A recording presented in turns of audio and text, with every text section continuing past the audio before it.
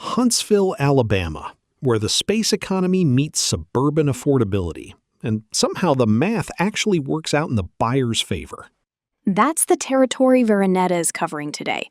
What drives the Huntsville market, and why it keeps drawing families and professionals who are serious about both where they live and what their money does over time. Let's start with what makes this market tick.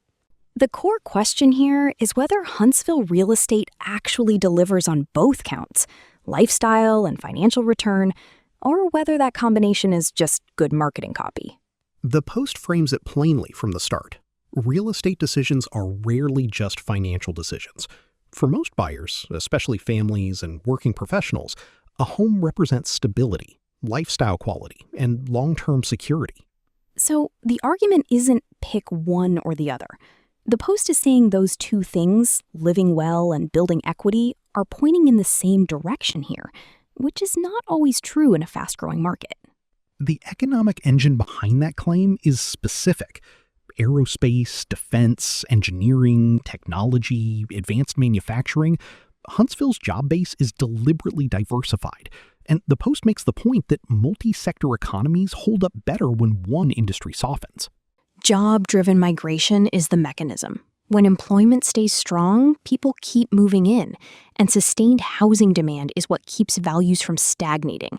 The Post calls that one of the most reliable indicators of sustained housing demand. And the affordability piece is what keeps that demand from pricing itself out. A lot of growth markets eventually become victims of their own success. Huntsville's relative affordability compared to its economic base is the thing that makes the window still open for middle-income buyers.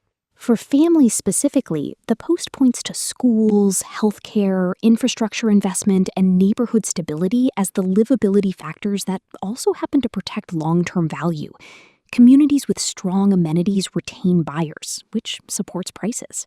For professionals relocating for work, it's commute times and proximity to employer hubs. Practical stuff, but the Post notes that being close to employment centers also tends to support appreciation over time, so convenience and investment thesis overlap. The Post also flags the rental market as a factor. Strong rental demand gives the market flexibility. It serves homeowners, investors, and people in transition, which broadens the base of participants, keeping the market active. Infrastructure spending rounds it out. Roads, schools, commercial development all signal where appreciation is heading next. The combination of all those factors is what the Post is really arguing. No single driver, but a reinforcing set of them. Which makes the guidance question less about whether to buy and more about where and when.